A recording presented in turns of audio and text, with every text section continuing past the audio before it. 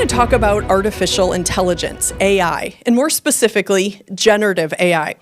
Something I have found as I work with and interact with various schools and with hundreds of teachers is that generative AI, and AI in general, honestly, is a bit blurry to most. In some respects, it's blurry to all of us. It just seems like it hit like a tsunami, and it also seems to be the headline in some way nearly every single day. As with other topics that we cover on the show, it's important that educators know. It's important that we learn. The best teachers are learners. Honestly, how can we lead? How can we guide students if we don't know ourselves? And generative AI is one of those areas where we need at least a general understanding for our sakes, but also for the sakes of those that we are leading and guiding every day. So for the next few episodes, we are going to step away from the traditional interview style, and I'm just going to simply and perhaps more informally cover some AI basics. Now, I am calling it cyber sense, but I am in no way an AI expert. I don't come with all the answers, but at a very high level and in really simplistic terms, I just want to share with you some basics about AI that I really hope will help clear up some of the fog and lay a really good foundation for you personally, in your classroom, and even as you minister as a school. So first, we're going to start with the basics in AI 101, if you want to call it that. So AI is a developing technology. It's a huge topic, and to say we're going to cover it in, so many 6, 8 episodes, we would never do it justice in that. So like I said, we're just going to skim the top. As humans, we do not do well with things that we don't understand. We tend to pull back from them if they make us uncomfortable, if we don't feel like we have a good understanding of them. We can even respond in fear. Now, some people will ignore it and just, we're just going to pretend it doesn't exist. If we don't have AI at our school, then it's just not touching our students and our teachers. Not sure how that's going. Others will just live misinformed. I will just take what I know and we'll leave it at that. In the case of AI, I really feel like educators were hit from behind. Like AI was just kind of working in our lives in ways that we really enjoyed it, that was really helpful to us. And all of a sudden, generative AI just burst through the scene, and how? In students misusing it. So I feel like it kind of became negative instantly for educators because we quickly had to go on the defensive with that. AI is not new. It's been around for a very, very long time. We've been comfortable with those uses, but now it's in our space. And how did it get there? Through misuse. So, I was thinking about the idea of fear and how we interact with that. And I was looking up some quotations about fear and how we respond to things that we are afraid of. One person said it this way: we fear things in proportion to our ignorance of them. And I think that is so true. AI feels a little bit unwieldy, it feels unsure, and so it makes us fearful. Not only do we not understand it, but it's racing at such a fast speed. It's coming at us every day. Something's coming out, some new tool is coming out. I don't know about you, but I get so many emails every day, and AI is so often the topic of either that advertisement or that update. Fear can easily turn to disdain if we don't feel like we can get on top of it. And so we tend to pull away and reject it. Someone else said, people fear what they don't understand and hate what they can't conquer. They fear what they don't understand and they hate what they can't conquer. Is that human or what, right? If we cannot understand, if we can't get on top of it, we pull away from it. So in our time together today, I think it's really super important that we take some time and just get a very basic understanding. We're going to go really high level, very simplistic, but just get a general understanding of what generative AI is. So let's start there, a really simple overview. So what is artificial intelligence? Can you define it? What would you say it is? So an official, somewhat definition, if you want to call it that, is a field of computer science that works to create machines that can perform tasks that are typically done through human intelligence, such as learning, reasoning, problem solving, and making decisions. They do this, the classifying and making decisions, successfully by learning from data, adapting, and improving. So often when people say AI, they think ChatGPT, right? Because that's the one that we hear about a lot, but that's not true.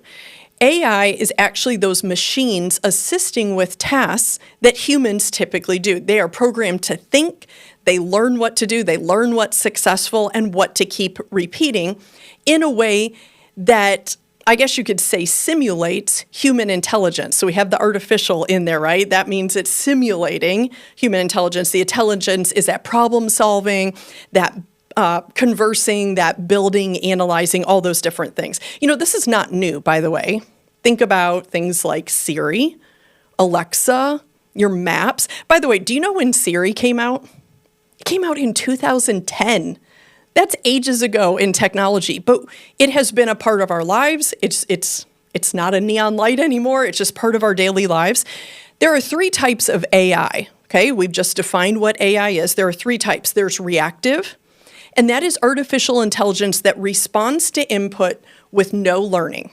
It's not remembering anything. So this might be something like your thermostat. This might be something, we've watched those chess games that are done. Okay, they're not learning anything. They're trained and they're reacting to, you know, what information they have. They have that input and they respond to that.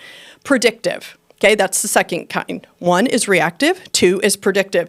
This is where it's looking at past data and it's trying to predict future outcomes or forecast it. Okay, this might be something like your shopping recommendations. So if you have purchased things enough times, sometimes even just once, it's going to try to recommend what you might want to purchase the next time. Something even like credit card fraud. Okay, so they are constantly running programs that are seeing your patterns, and when something is different, it sends up that alert, right? Because it's looking at past data to predict the future. And it sees, okay, they typically buy this. That's probably what they'll buy in the future. Oh, there's something different. And that's how that works. The third kind is generative AI. And that's what we're going to focus on over the next few episodes. What is the definition of generative AI? AI models that create new output or content. This can be text, images, videos, based on the data that they're trained on. That's very important. And the prompt from the user. Those 2 things we're going to talk about. Generative AI responses are unique, conversational, and human-like. And that's what sets them apart.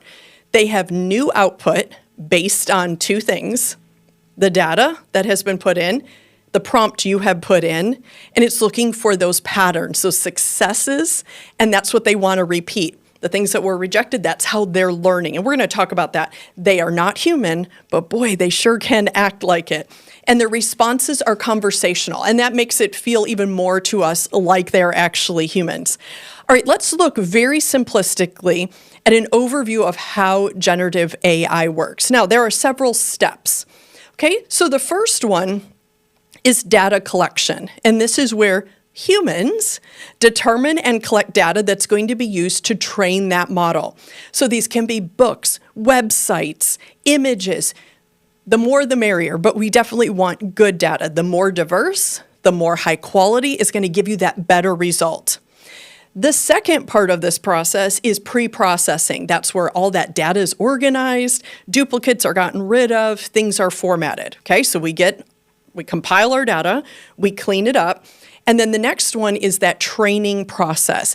This is where the developers choose what model or what algorithm they want to use to analyze that data, okay? And that we could get way down in the weeds, and some of you listening could give amazing explanations from a technical standpoint.